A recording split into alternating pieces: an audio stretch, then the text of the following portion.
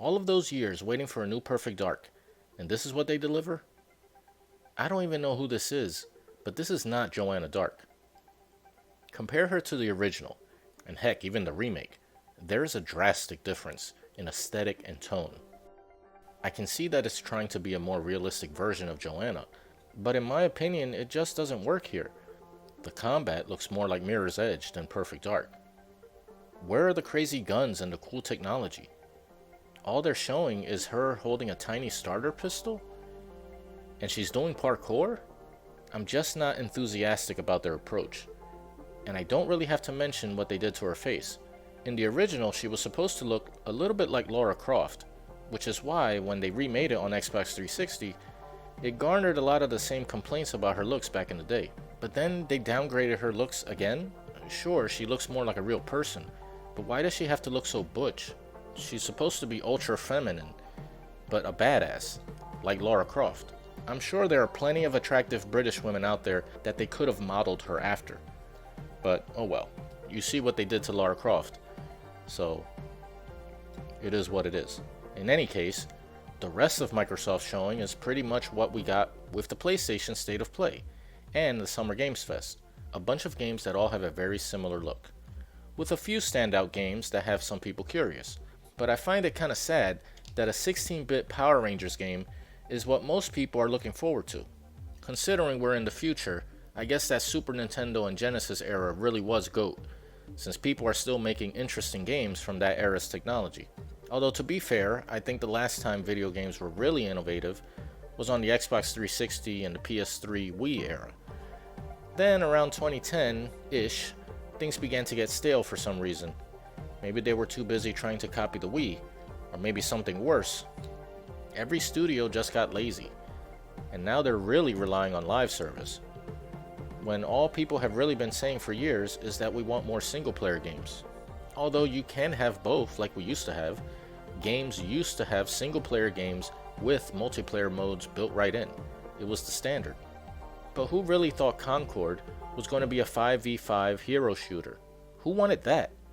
A very generic-looking Overwatch clone that doesn't seem like it does anything special to differentiate itself from the crowd. Is that why this game was under wraps for so long? So when it was revealed that it was yet another hero shooter, a genre that's just as stale as Battle Royale at this point, which is funny since there really aren't as many hero shooters out there as there are Battle Royales. The audience just seemed to reel back. At least other hero shooters like Marvel Rivals has characters that have a built-in audience. And even though that game seems to be about as original as Paladins was, at least it has scalable and destructible environments.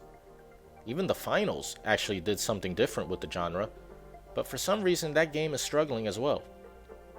Their advertising for Season 3 was terrible, and it still doesn't show me why I should play it. And now Valorant is coming to consoles too?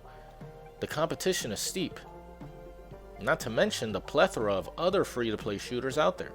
Oh, and did I mention, Concord isn't free-to-play, even though it kinda looks like it is. So the game better be really fun.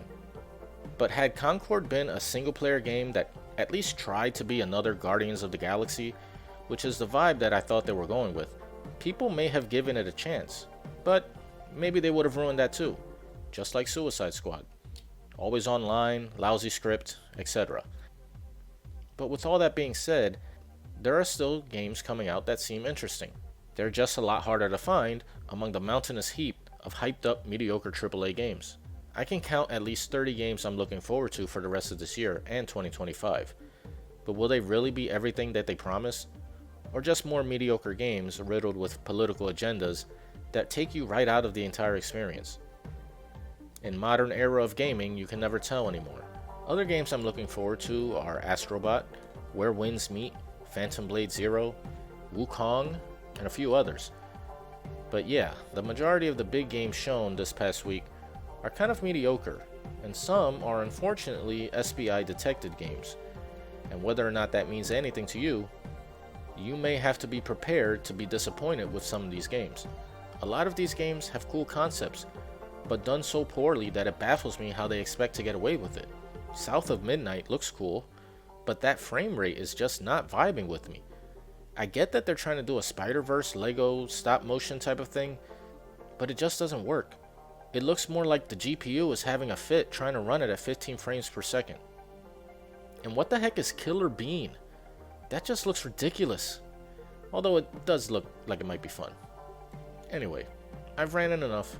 What games are you looking forward to from everything that they've shown this week? And what disappointed you the most? Maybe I missed a few games that you noticed, so leave them in the comments. Till next time.